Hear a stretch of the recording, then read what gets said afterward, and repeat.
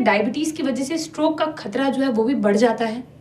Yes, बिल्कुल। अगर आप एक सिंगल वर्ड में पूछें तो बिल्कुल ही बढ़ जाता है और बहुत ज़्यादा रिस्क बढ़ जाता है। सो डायबिटीज़ को कंट्रोल करना बहुत ज़रूरी है, क्योंकि डायबिटीज़ अपने आप में बोला जाता है कि एक मेटाबॉलिक सिंड्रोम है और इसकी कॉम्प्लिकेशंस ऑलमोस्ट हर ऑर्गन में है।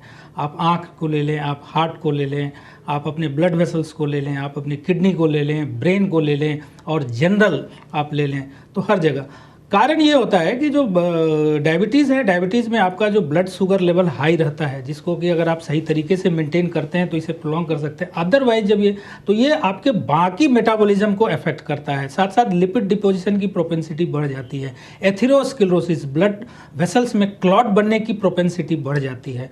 और जैसा हम देखते हैं अपने सारे ऑर्गन्स को ब्लड सप्लाई की ज़रूरत होगी, क्योंकि ब्लड के थ्रू ही ऑर्गन्स में ऑक्सीजन पहुंचता है।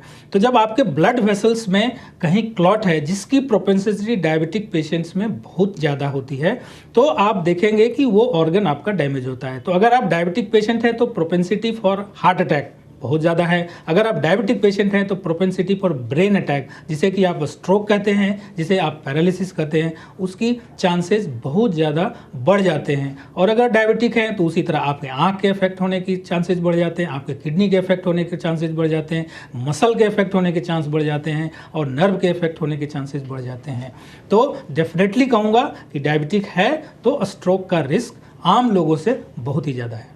जी, तो डॉक्टर साहब, डायबिटीज़ के मरीज ऐसा कैसे समझ सकते हैं कि स्ट्रोक का जो खतरा है वो बढ़ रहा है? कोई लक्षण उनके शरीर में पहले से दिखाई देने लगते हैं जिसके लिए वो ट्रीटमेंट के लिए आ सकते हैं? नॉर्मली देखा जाता है कि डायबिटिक पेशेंट के साथ सबसे ज़्यादा जो कॉमन एसोसिएटेड चीज़ें होती, एक होता है कि हाई ब्लड प्रेशर। आपका ब्लड प्रेशर अनकंट्रोल रहता है, अगर आप दवा लेके कंट्रोल करते हैं तो ये बहुत अच्छा है। और साथ में देखा जाता है डिसलाइपिडीमिया, आपका ब्लड कोलेस्ट्रॉल। ये आपका कोलेस्ट्रॉल, ट्राइग्लिसराइड, एलडीएल, वीडीएल, जो डिफरेंट पैरामीटर्स हैं लिपिड प्रोफाइल के, वो आपके बढ़े रहते हैं। तो ऐसा माना जाता है कि डायबिटिक पेशेंट्स में इन हाइपरटेंशन और डिसलाइपिडीमिया, मतलब कोलेस्ट्रॉल बढ़ने की प्रोपेंसिटी ज़्यादा होती है। और जो आप सुनते हो कि ये ब्लड में वेसल्स में क्लॉट होते हैं, ये क्लॉट क्या है? ये आपका लिपिड ही तो जमा है वहाँ पे। तो डेफिनेटली डायबिटिक पेशेंट्स में रिस्क ज़्यादा है। जी, तो डॉक्टर साहब, ऐसे में डायबिटीज़ पेशेंट्स क्या करें कि उनका जो स्ट्रोक का रिस्क है वो ना बढ़े, वो कंट्रोल में रहे? इसके लिए अलग से नहीं है। जो आप हार्ट के लिए प्रिकॉशंस लेते हैं, जो आप बाकी चीज़ों के लिए प्रिकॉशंस लेते हैं, सेम चीज़ आपको ब्रेन के लिए लेना है। सबसे पहले आपको लाइफस्टाइल, क्योंकि बोला जाता है diabetes is a lifestyle disorder, lifestyle metabolic disorder. So सबसे पहले आपको लाइफस्टाइल को मॉडुलेट करना है, मतलब तरीके से लाना है। तरीके इन द सेंस, सबसे पहला चीज़ है उसमें एक्सरसाइज रिजीम। आपने एक्सरसाइज करना है और बेस्ट एक्सरसाइज इज वॉकिंग। आप 3-4 किलोमीटर्स आप वॉक करते हैं, this is well and good. Second thing है कि diet. Diet means on the time, timing is very important.